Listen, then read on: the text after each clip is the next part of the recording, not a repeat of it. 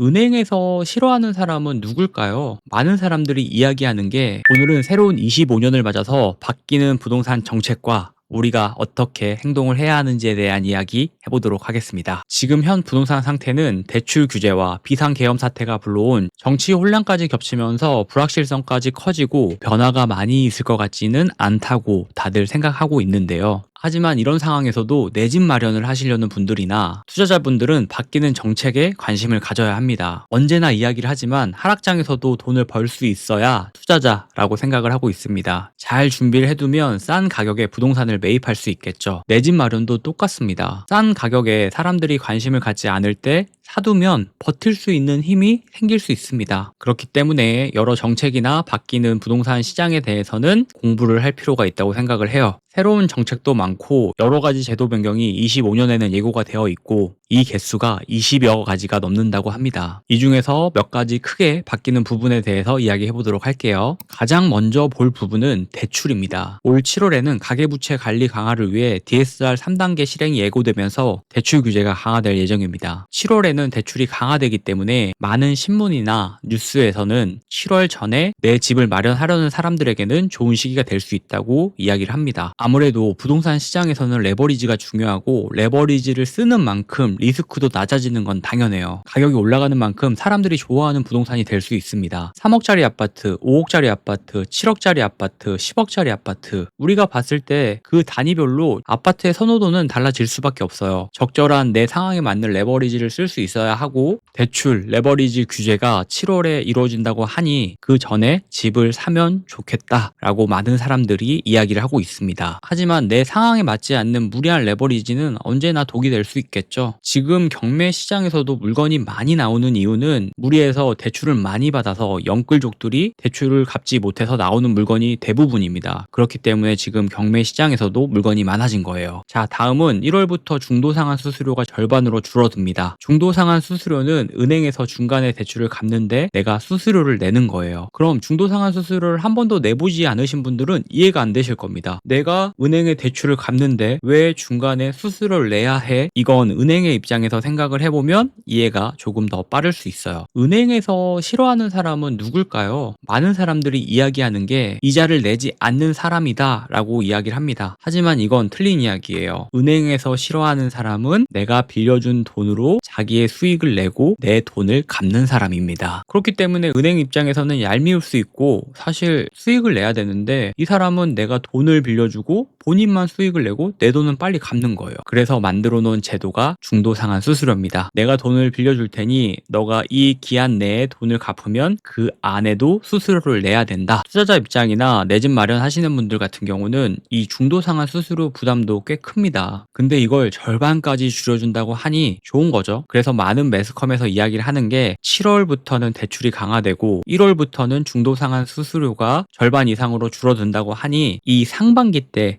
집을 사면 좋은 시기라고 이야기를 하고 있는 거예요. 또 여러 가지 바뀌는 정책들이 많습니다. 지방주택 사면 1주택자 혜택 그대로, 청년층의 분양가 80% 저리 대출, 안전진단 없이 재건축도 가능, 생활형 숙박시설 이행강제금 2027년까지 유예 등 다양한 내용들이 바뀌는데요. 이 내용들을 전부 다 공부하면 사실 조금 버거울 수가 있어요. 그래서 제가 항상 이야기 드리고 말씀드리는 게 내 상황에 내 조건에 맞는 정책들부터 먼저 보시고 공부를 해보셔야 합니다. 이거 다 공부하려고 하다 보면 한 해가 바뀌어 있을 거예요. 그러면 내년이 된다라고 했을 때 또 새로운 정책과 새로운 이야기들이 나오는 거기 때문에 그때 또 적용시켜야 되는 부분들도 있거든요. 그래서 부동산 공부를 하실 때 지금 현재 내 상황에 맞춰서 공부를 하는 게 그리고 방향성을 잡는 게 굉장히 중요합니다. 그래서 오늘은 우리가 제일 민감한 대출 관련한 부분으로 이야기를 해봤는데요. 이 부분이 상반기와 하반기 어떻게 부동산 가격의 변동을 일으키는지도 살펴보시면 좋을 것 같습니다. 그리고 이것도 저는 공부라고 생각을 하고 있어요. 오늘도 영상 봐주셔서 감사하고 바뀌는 25년에도 많은 부동산 정보로 영상 만들어 보도록 하겠습니다.